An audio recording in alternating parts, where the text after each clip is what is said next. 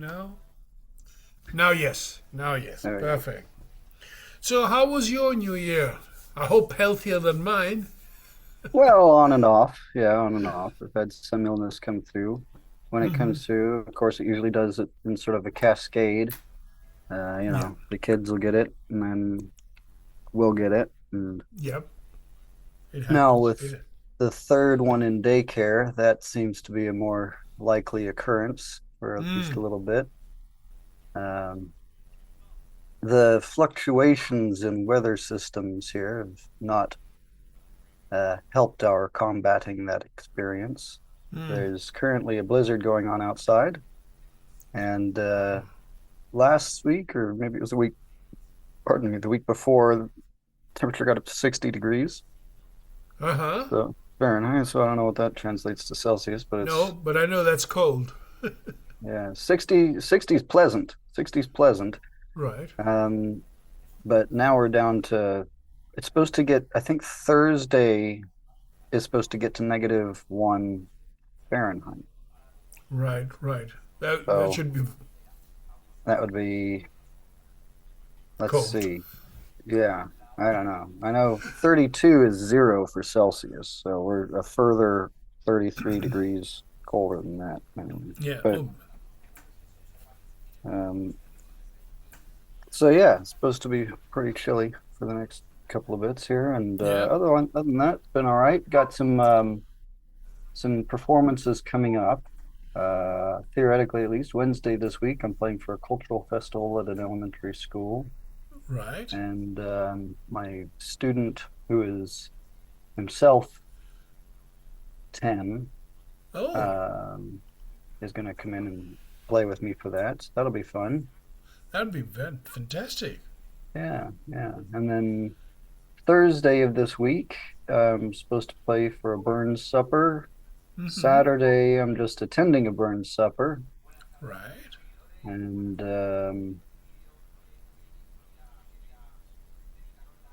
Saturday and Sunday, I have a bridal show that I'm presenting at during the day. Uh-huh. So yeah, it's gonna be a busy week Yes. here coming up. Good.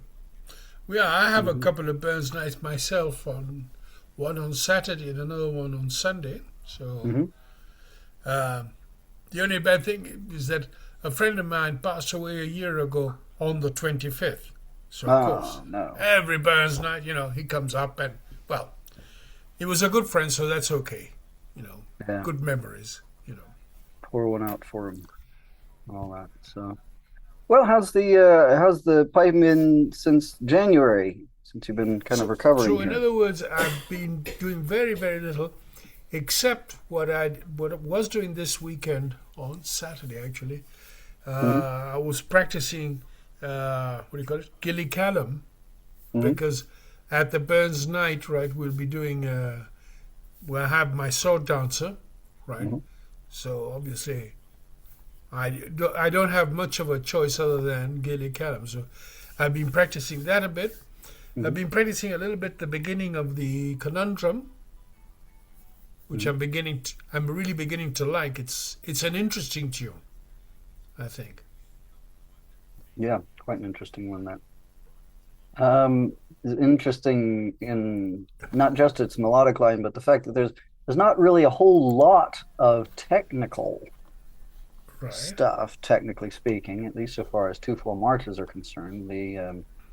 The number of embellishments in that tune is not all that high, but it is still very technically demanding, um, because music won't come through if you don't have it all sorted out. No, So, exactly. In other words, you can't just sort of go into it and think, okay, I just play it. No, you really got to think about it, right? mhm. Let's see, right. Yeah,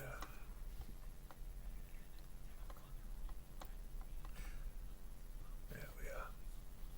So, how would you like to plan today or the coming year? Any Well, suggestions? uh, let's see.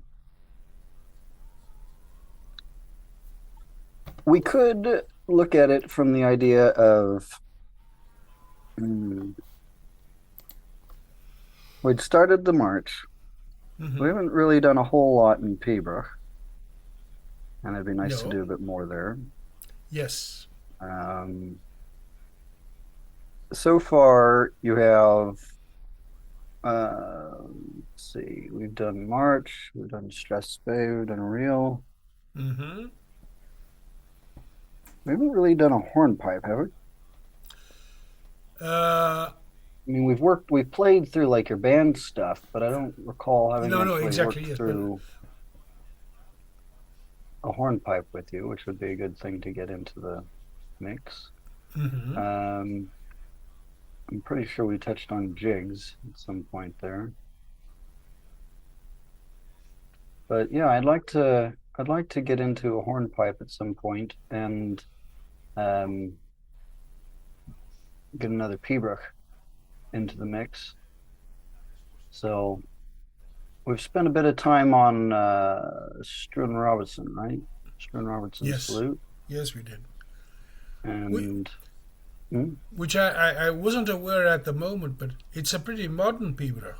It's not a traditional. fairly, yeah, yeah, yeah. I mean, it's traditional, but it's not like ancient. I No. mean, the oldest pieces of music that we have are only about what, five, maybe 600 years. Yeah. And in the scheme of music, I mean, Yes. that covers a fair bit, but uh, it's not really what I think of as ancient when I think of music in general.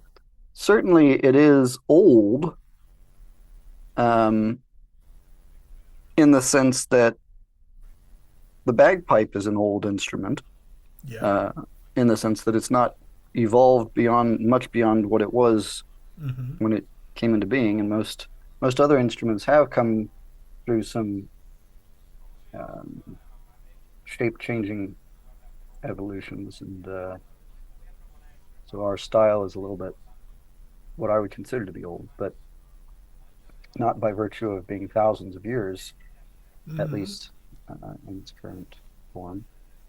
So anyway, that's a bit wandering. I've mentioned a couple of, I think I've mentioned the idea that we could at some point go through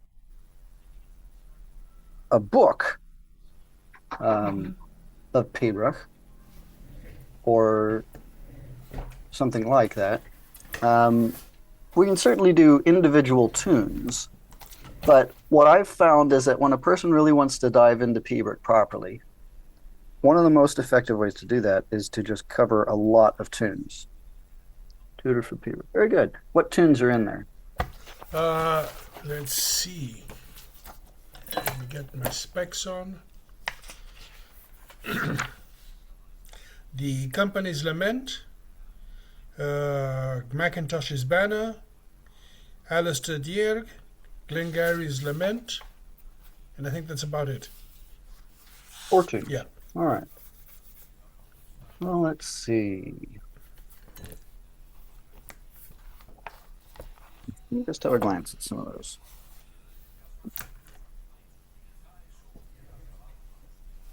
I don't actually have that copy, but I do have other volumes.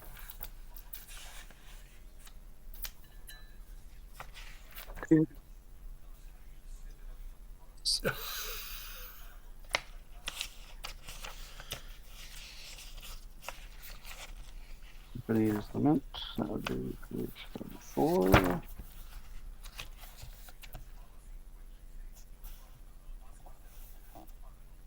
Good. And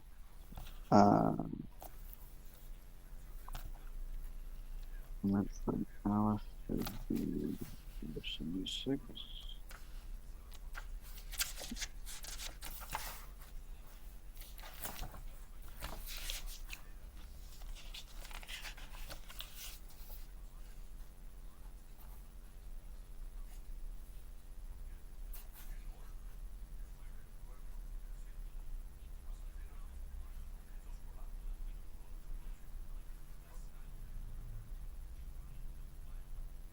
What were the others? You said Company's Lament, Yes. did you say Glengarry's Lament?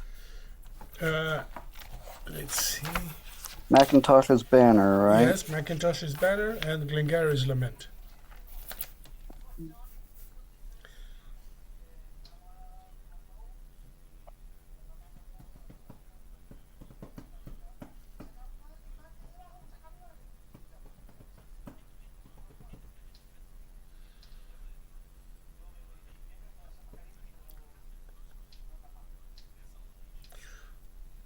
Why is this not showing up?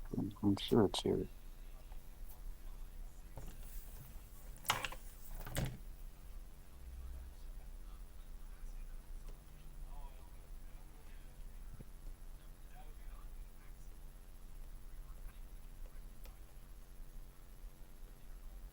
See for a second.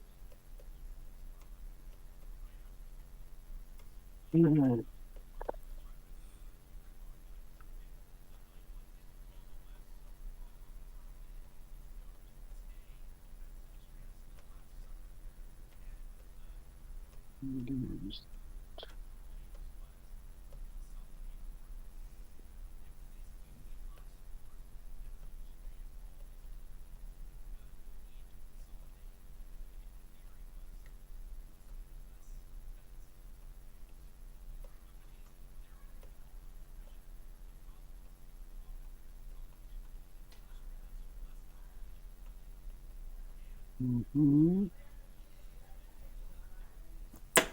And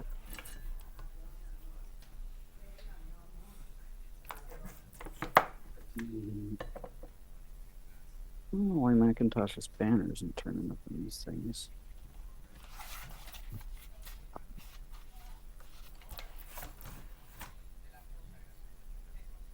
I'm seeing the Kai's Banner, but that's not the right one.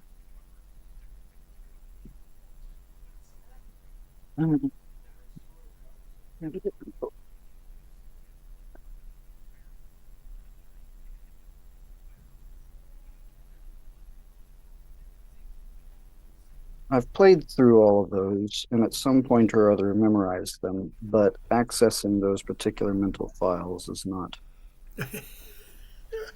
going to happen just yet. So that's why I'm double checking the listings here. Macintosh's Lament. No, that's not the right tune.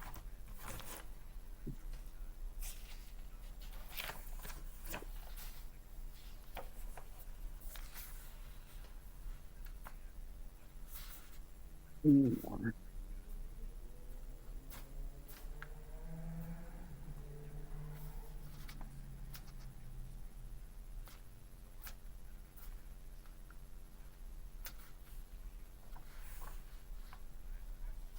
Macintosh's Banner. Very good.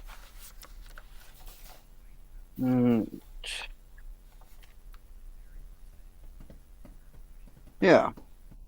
So it's interesting. All four of those are what would be considered traditional tunes. The term traditional refers to the nature of the crunluath variations.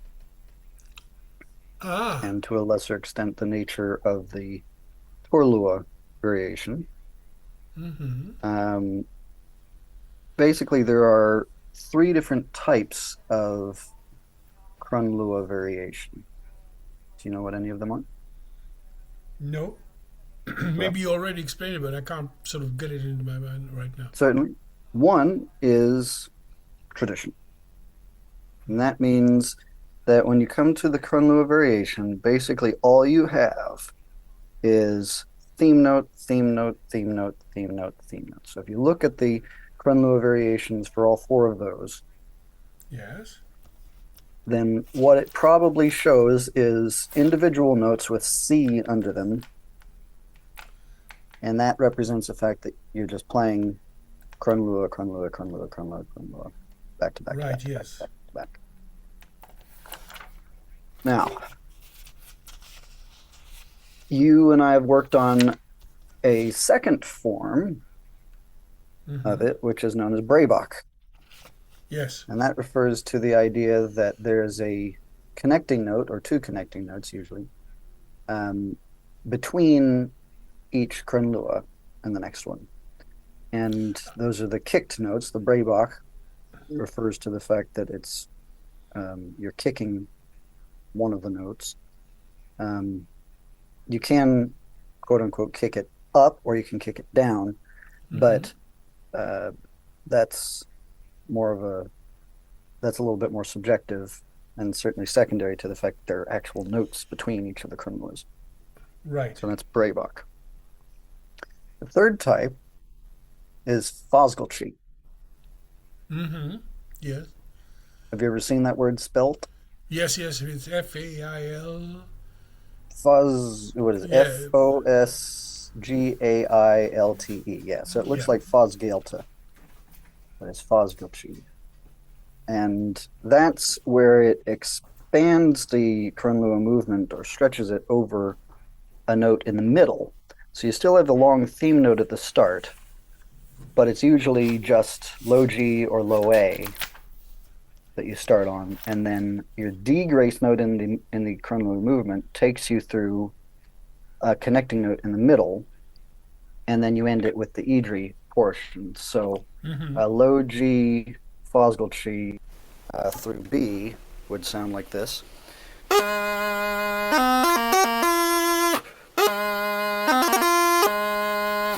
And you could have one through D, but you wouldn't be able to play a D grace note. So it's still clearly a crunluath movement. It's got all the right grace notes. It's just that they're adding a couple extra little notes in the middle. Right.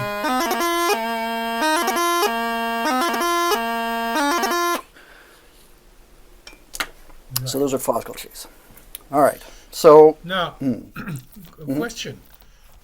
Would the fact that these are traditional crunluaths have anything to do with the fact that this tutor was written by Seamus MacNeill? Well, possibly. I know he liked to start with Company's Lament. It is a little bit strange, perhaps, that he's spent all this time on traditional crunluath variations, because generally speaking, these days, folks like to get variety in their exposure, so that as you go through the first couple of Piobaireachd, if you're going through them a lot, right, then you won't remember the first couple of ones, but your hands will start to remember the patterns. And because of that exposure, you'll start to be able to feel where the pulse patterns are, the scansion and draw of it. right. Tell you what, let's just start today with going through the march and making sure that it's all properly on course. And I'll think about whether I want to do those 4 Piobaireachd or take a different route with it. But I have to go address something, and I'll be back in just about 2 to 3 minutes.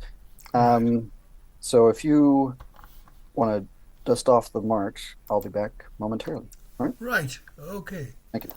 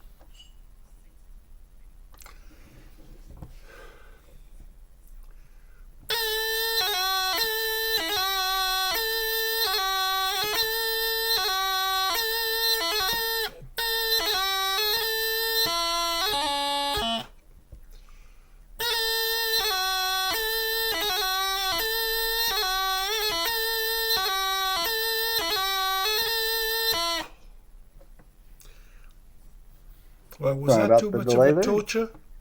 I couldn't hear. Sorry, I'm just here Oh, now. So, oh, count your blessings. marvelous. All right. So let's see. Yeah, the march then. Okay.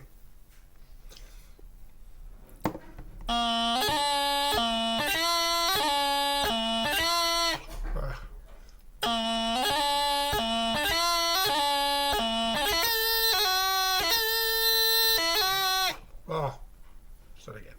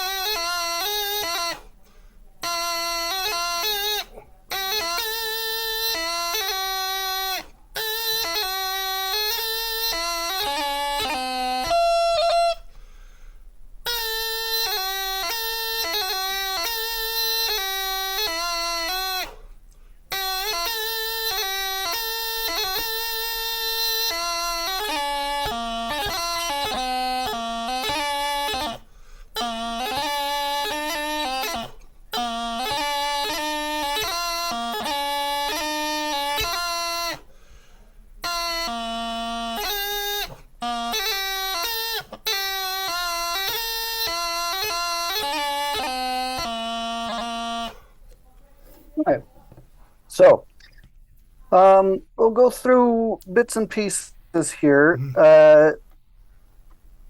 You've got much of the first three parts pretty well in Yeah. hand so far as their overall flow and the ideas behind them are concerned. I'm going to give you a couple of things to work on that should help it to flow still better in those parts. But we'll start with the fourth part. The Yeah. thing that seems to be throwing you the most there is every now and then you'll have a pickup where you have a dotted 16th followed by a 32nd leading into the next measure that then has a long high A. And sometimes the 32nd note, the shortest note, is the high G. Sometimes it's an F. Mm-hmm. And it doesn't always make it into sounding. Sometimes you're so quick to the high A. So you're doing a good job of holding the long notes, but you're overcutting the short notes. So if we look at that fourth part, it starts with the high A pickup, right? And what I'd like is to be certain that we hear all of those 32nd notes. So you could relax your hands just a hair, and that might be all the difference, because it sounds like there's a little bit of tension in there. And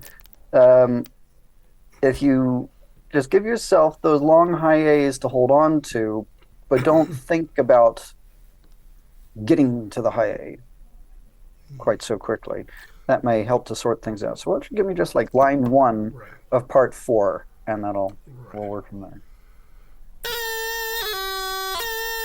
See that E there, how it barely even sounded. Give it a little bit more.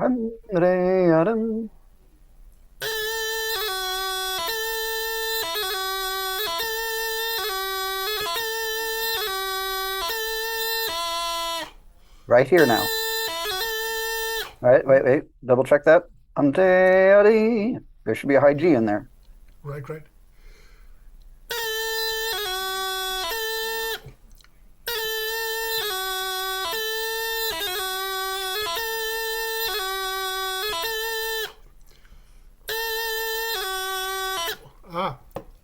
Should there be a high G in the second, in the second E? Because, for example, in the second bar, I have...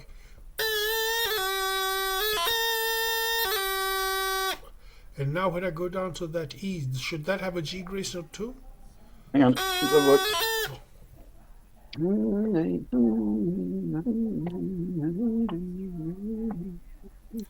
Yeah. Well, no, it shouldn't on the last E of measure 2. Yeah. Hang on. Well, it has, yeah.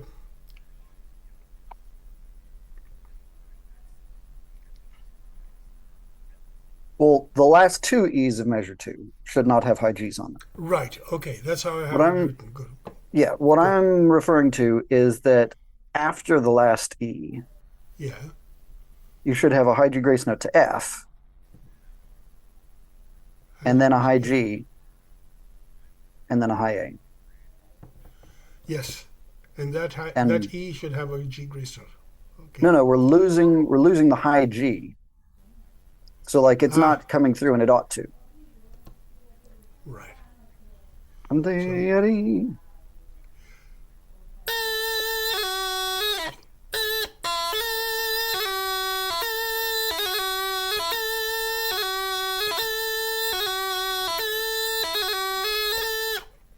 Almost. Shouldn't be an F doubling on there though, right? Should be just a high G grace note on the F. Right at the end there.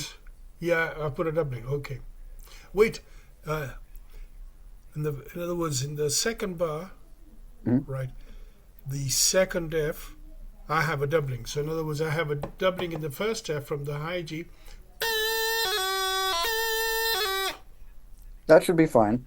Okay. I'm talking about the second to last note in the second bar. Okay.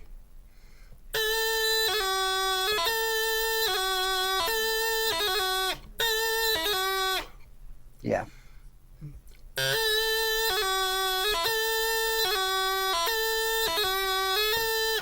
There it is.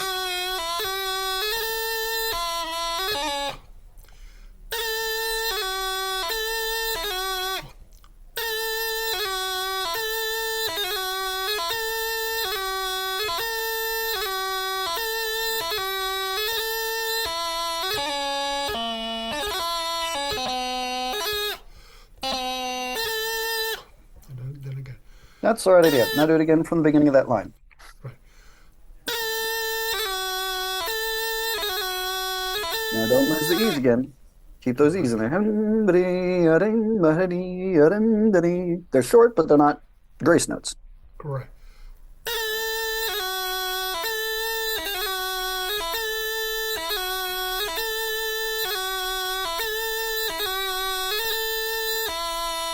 See that high G almost disappeared there, leading up to the high A, the last note of measure 2.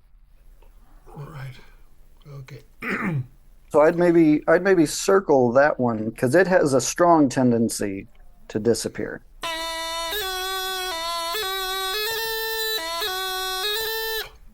Mm-hmm.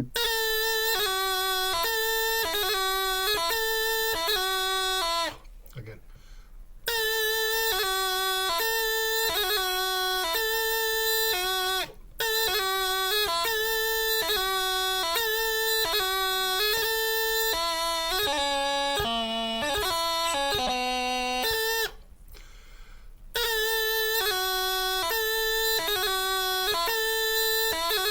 No. You're putting an extra something in there, right? Yeah. Yeah.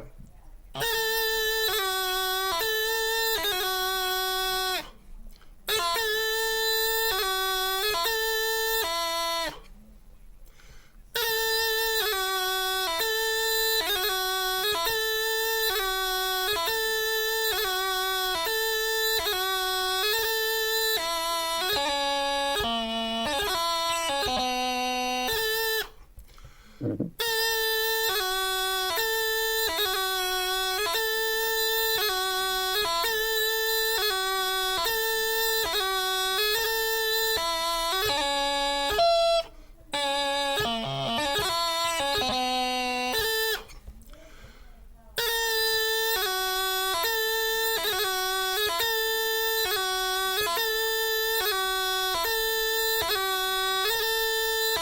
Oh, careful there.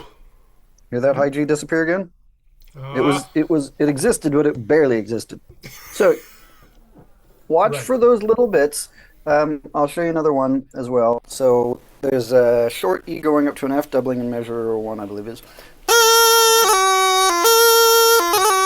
Right there, right onto the second beat. You're almost losing that E some of the time. And when you don't, some of the other time, your F doubling's a little bit garbled. So if you give yourself just a little bit more time on the E, and then really focus on that sensation for the G grace note to F, that the two fingers come up, right? Mm-hmm. The two fingers come up at the same time, and then there's the second grace note. That'll help to clarify that for you as well.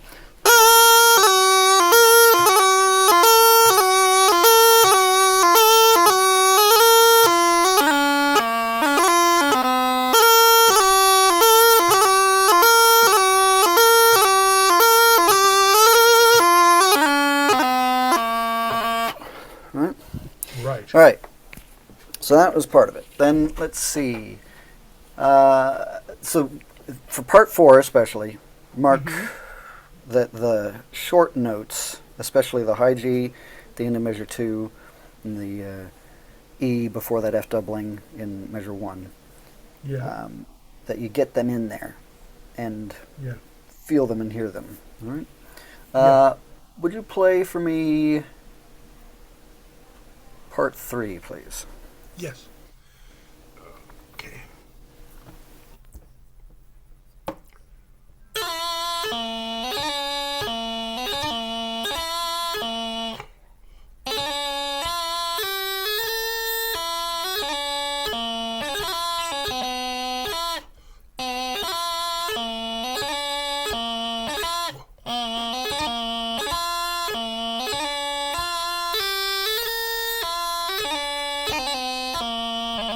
Okay. Okay. So, what you're doing nicely is keeping it moving quickly through those B's Mm-hmm. up to the C doublings. And Right. what's not quite connecting is there's an ambiguity in the clarity of that spot, though. So you're keeping it, you're not dragging, certainly, Mm-hmm. but you're not always hitting the G grace note of the C right at the same time. You're not hitting the C and the G grace note right when you ought to. So give me just like bahara, just that little bit a couple of times in a row. Right.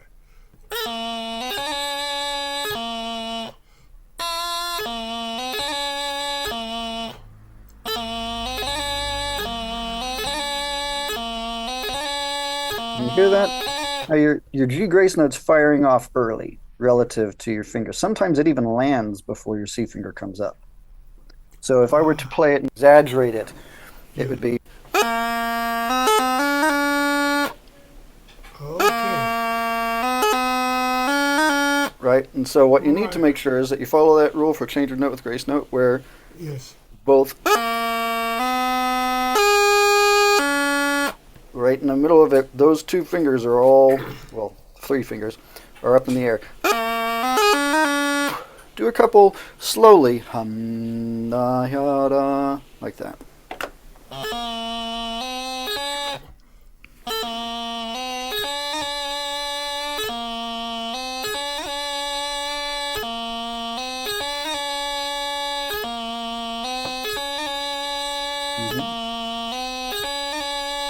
Good. Now that last one was the best one, and I'll tell you what. The reason is some of the time when you go to play C, your pinky is a little bit over enthusiastic about pressing into the chanter, make that C, and your D finger balances it or tries to balance by pressing as well. And that's why your D grace note's not coming up with full confidence every time. That last time, everything was nice and relaxed, and not only were the proportions right at that speed, but your pinky dropped, and it just dropped. It didn't really press into its position. It just went where it was supposed to. And that left your D finger nice and relaxed, so the D grace note was able to give its full sound without feeling or sounding forced. So do a couple more, and so you can get that nice, relaxed, just flow a couple of times.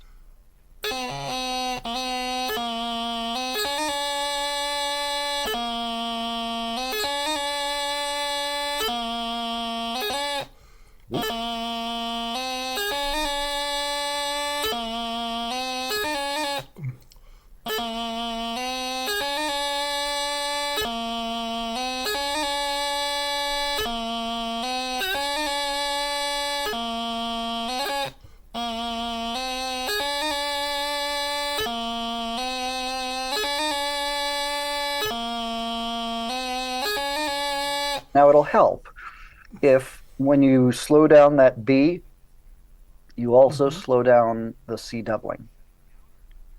So what you did a couple times there was you'd be flowing along.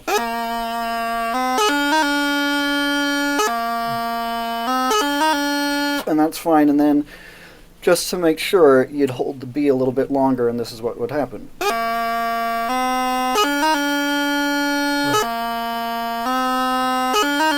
And the problem is that that etches a slightly wrong proportionate shape into your hands, because when you're playing, the speed of that C doubling, relative to the value of the A and the B, is approximately right. But it'll turn into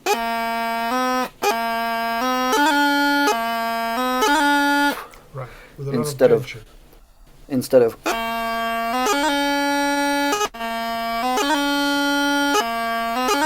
right. So if you do, for the sake of just making sure that everything's lining up right, or making sure everything's fully relaxed, hold that B a little bit longer, then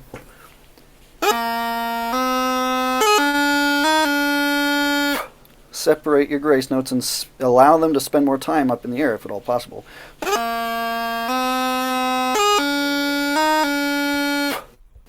So that it maintains that general sense of proportion. Do a couple more.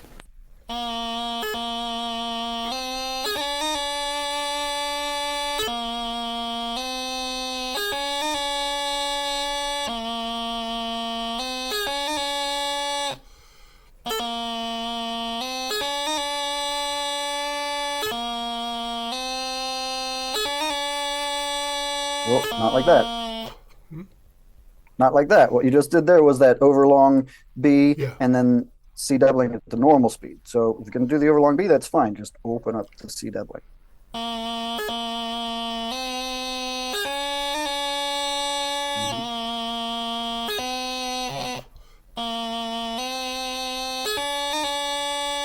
You see though, that line there, when you did it right, you opened up the doubling, and the very next iteration, your G grace note that would normally be on the low A missed the low A and then came in on the B.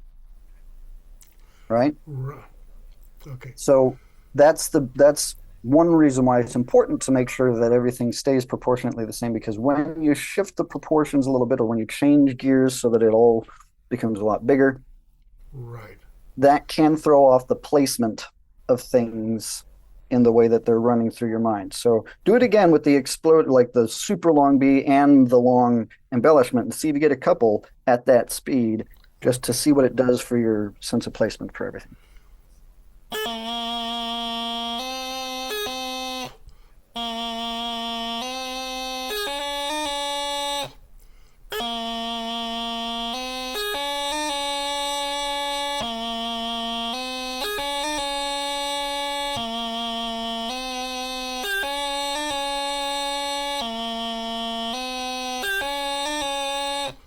And you've lost your G grace note on the low A, right?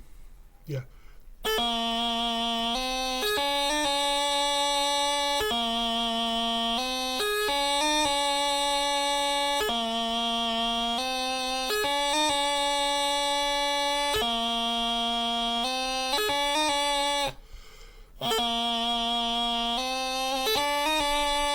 Okay. So you want to run that a bunch of times yourself, Yeah. making sure that it's not quite the same thing that was going on with the E's.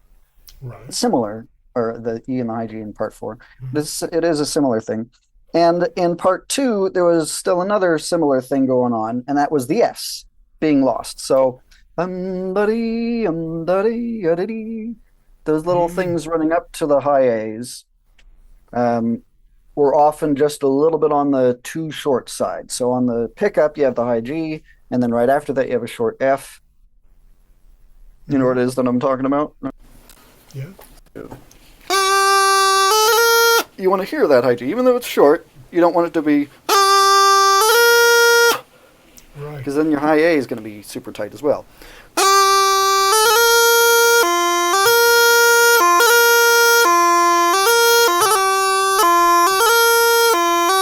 So even though I'm playing it fairly short, playing like slow beats and exaggerating the proportions a little bit, you can still hear those short notes. And what that should do is ultimately translate into, the short notes aren't going to be quite as short as your hands are currently trying to make them, which should be good, right? That means you just need to relax your hands a little bit, and that'll help them to all fit into their proper places. So.